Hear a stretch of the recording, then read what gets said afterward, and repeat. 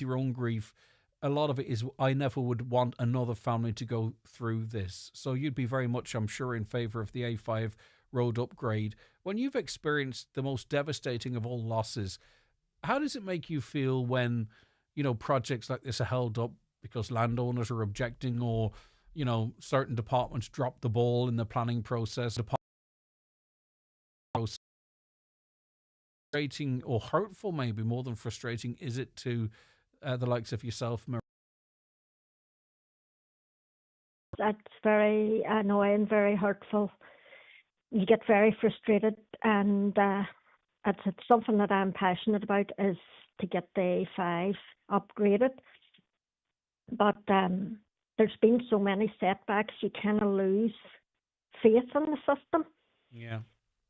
I think the last one whereby information wasn't included that meant that this didn't sort of align with climate action plans and stuff, that to me was just blooming very, very frustrating. Okay, Marie, listen, I think I can't imagine there's anyone listening that wouldn't endorse Kiva's law if it went to a referendum. Do you know that sort of way? All we're asking is that you respect the scene of, and it doesn't have to be death, it can be a serious incident, or absolutely. Yeah, okay.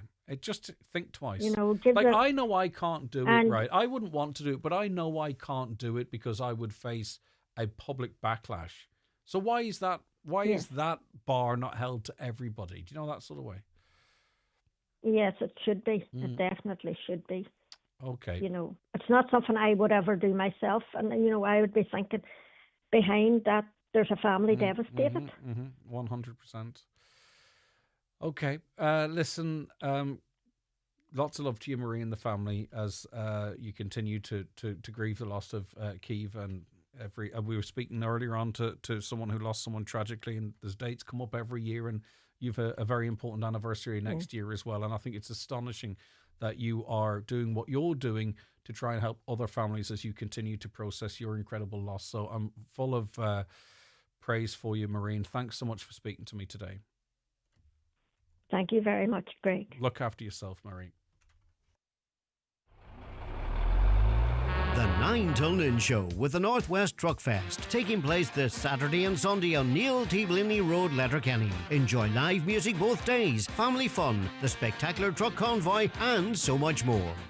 Arguably the most sought-after wedding fair of the year, the 4-star Ballyliffin Lodge and Spa, County Donegal, Sunday 24th of August from 1 to 4 p.m. Showcasing only the best of wedding exhibitors, full hotel show around, even sit inside their luxury Rolls-Royce and Range Rover wedding cars, plus so much more at the 4-star Ballyliffin Lodge and Spa. See you there. Nutria's Weanling Crunch is on promotion at your local homeland. Buy 10 bags of Nutria's Weanling Crunch ATP and get one free, or €15 off per tonne in bulk. The Nutria's Beef ATP pack enhances animal performance through maximising rumen efficiency. T's and C's apply. For product details, contact your local homeland or farm commercial specialist, or see nutrias.ie.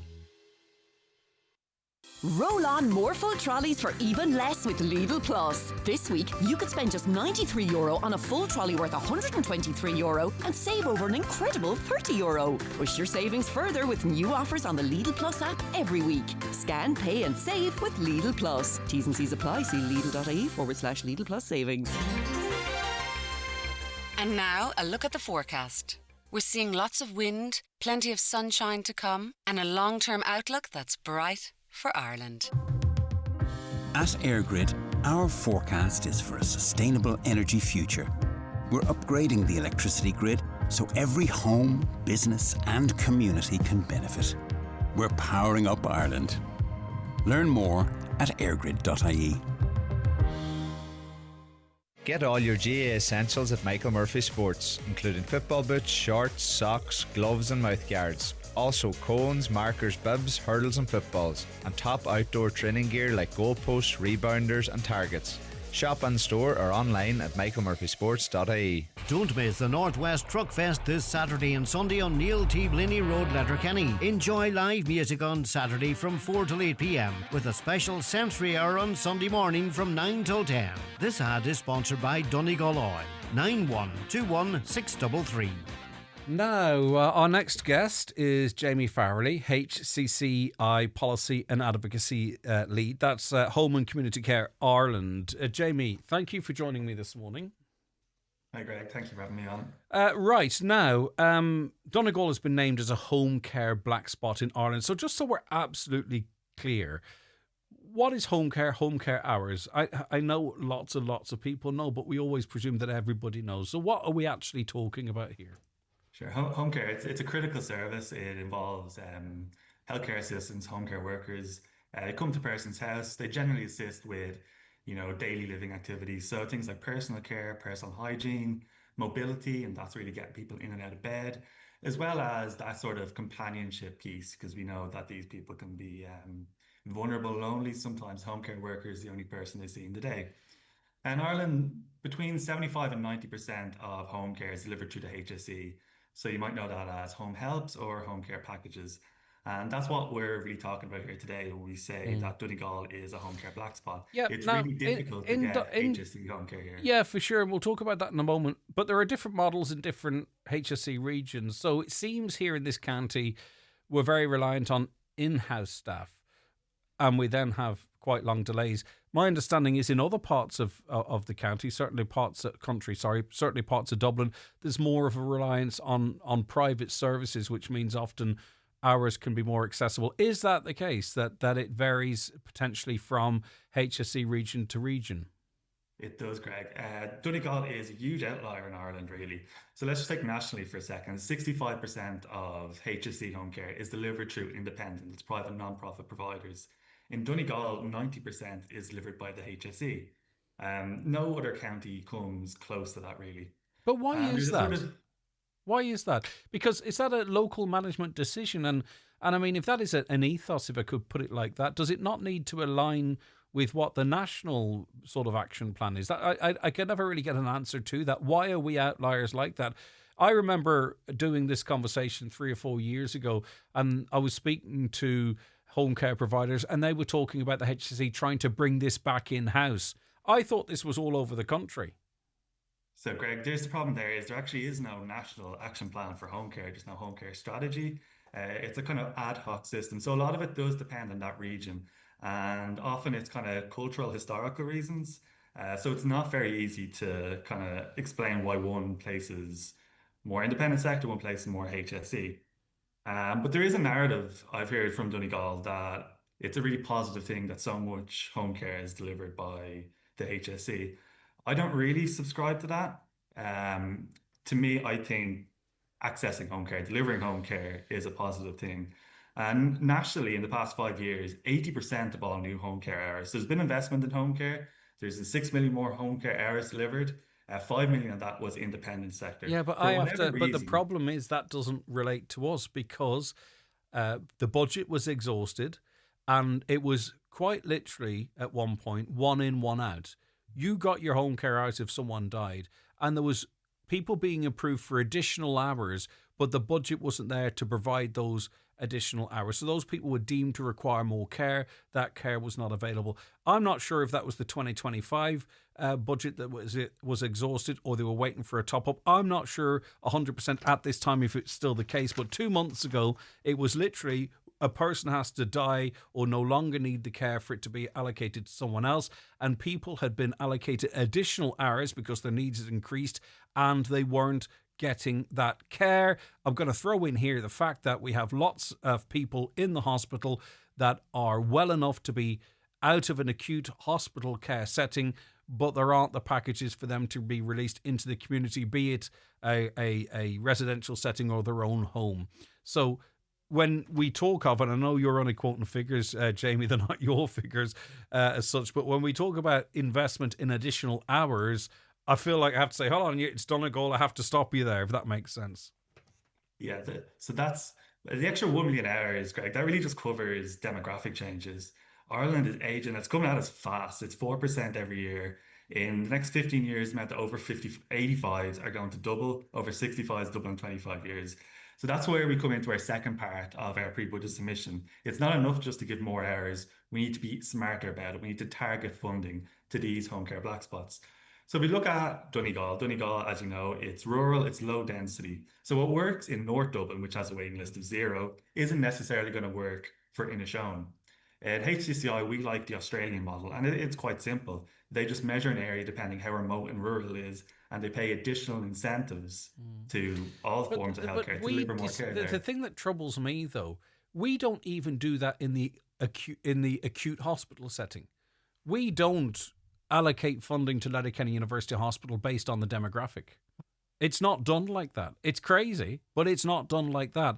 So if we can't get it over the line in that setting and actually plan for the future, it makes me wonder, are we ever going to maybe adopt an Australian model? And what is additionally problematic for me on this as we try and sort of say, look, we need to do something about this. Who do we contact? Who do we contact? Is it the HSC in Sligo? Is it Galway? Is it Dublin? Do you know what I mean? It's really, really problematic that there's this regional variance, Jamie. Yeah, it is. And you mentioned it is difficult. It's difficult for service users, for clients to kind of figure out, who's in charge of this. It is, I think, time for more political leadership. I think it's time for the ministers to step up.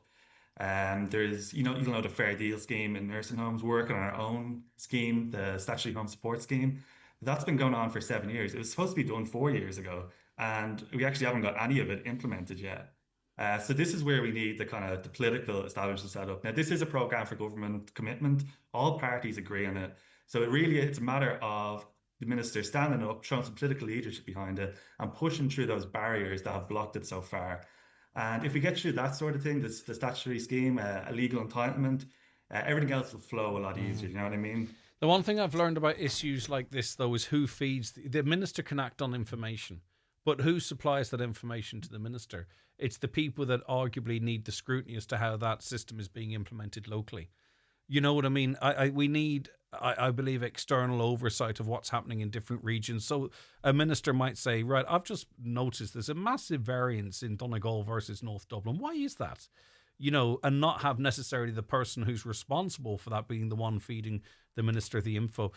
Do you have any up-to-date waiting times there? I know you referenced North Dublin there. What are the wait times for home care in Donegal? Do we have updated figures? I'm not putting you on the spot. If they're not in front of you, ignore the question. We can source them at a later date. No, we do. You made a good point about information and data. There's a very poor level of information and data in home care. This is something that we in HCCI take very seriously, so we're constantly asking those parliamentary questions. And I actually do have an answer because this came out only very recently, waiting times in Donegal. So we have 35% of people are waiting at least 6 months, and 10% are waiting for at least a year. For a home care package? Yeah, so you're waiting a list of 341 now. That means over 30 people on that list have been waiting longer than 1 year for home care. Do you have the total waiting at the moment? No. Total waiting is 341. 341. And are they awaiting, Jamie, initial packages, or is it additional hours, or are they all mixed in together? So it's going to be about 60-40 split. About 60% of them are going to be waiting for their whole package, and about 40% have some hours and are waiting for more. So are we waiting on the 2026 budget then? I don't think so, no.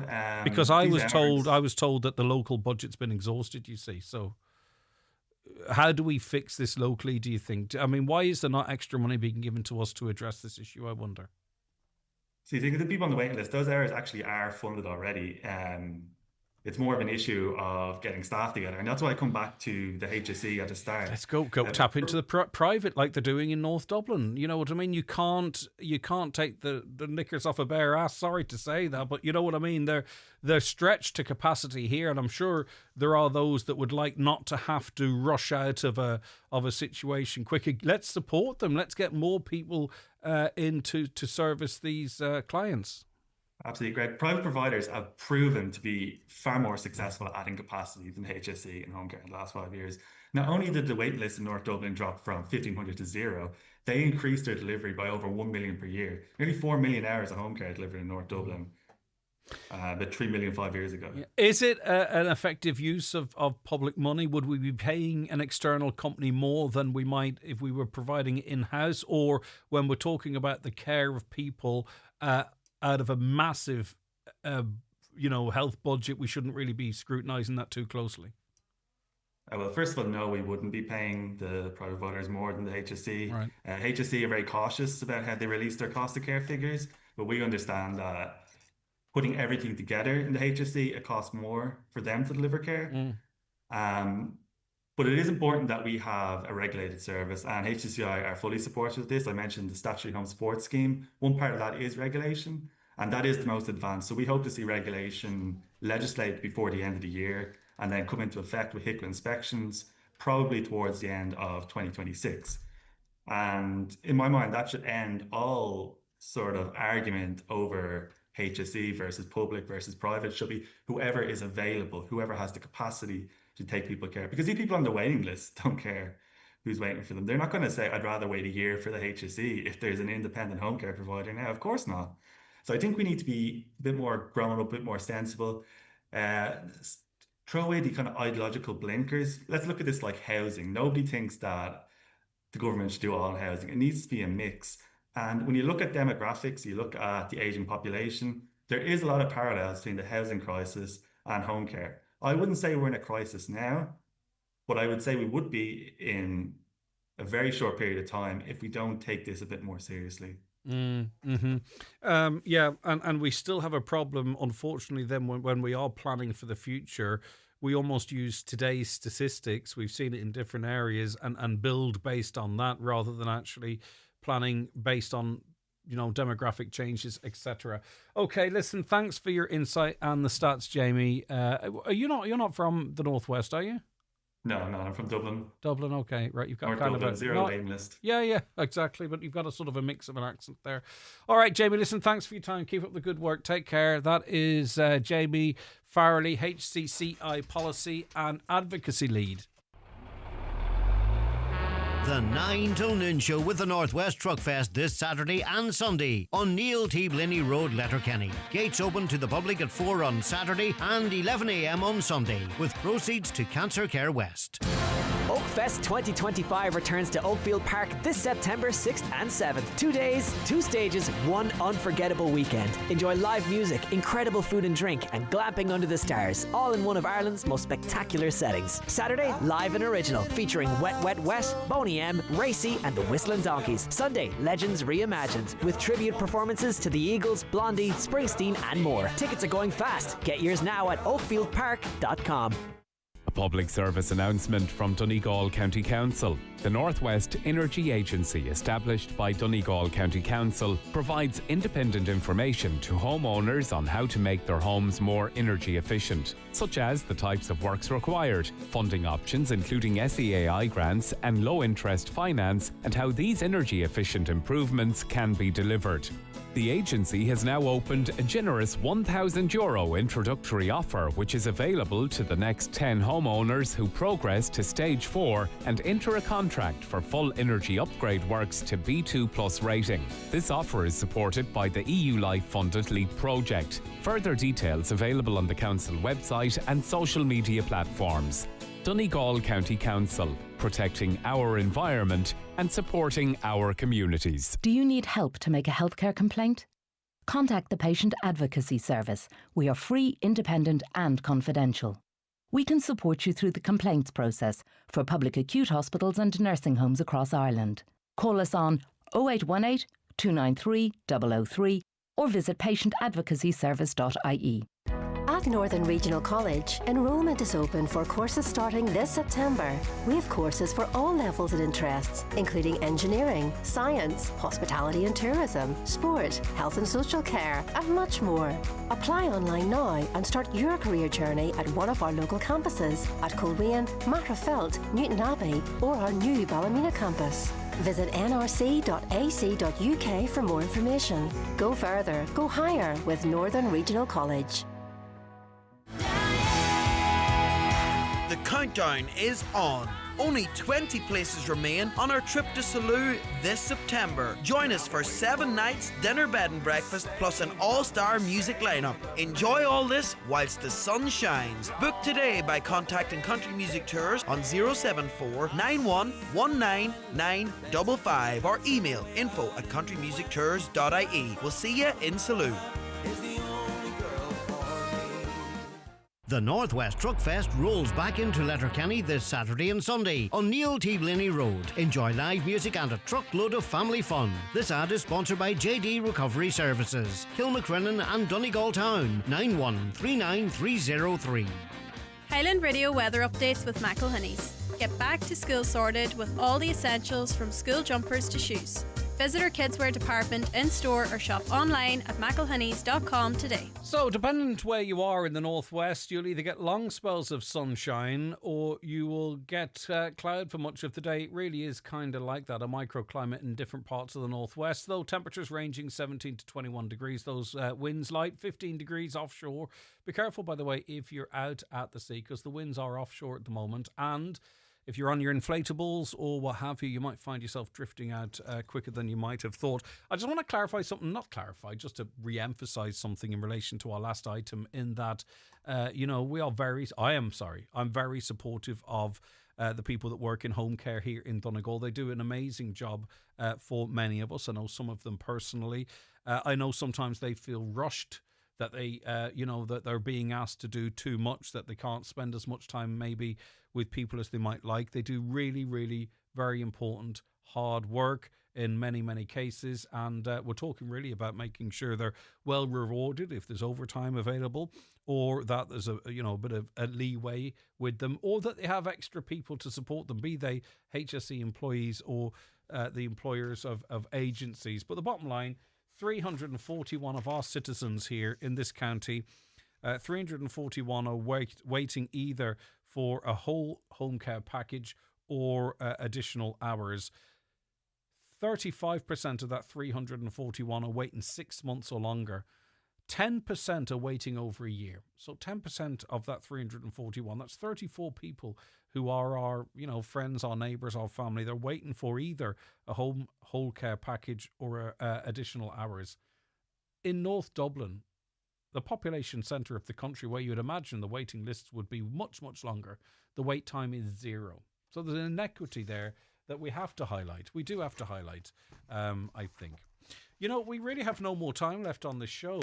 That's Wednesdays pretty much in the bag. I want to thank you all for listening, those of you who watch the show and those of you who text in, and those of you listening on the podcast, by the way, listening to the overnight repeat. We love you all. And we're going to be back tomorrow morning with you at 9 o'clock here on the 9 till noon show. But from the team here, stay safe,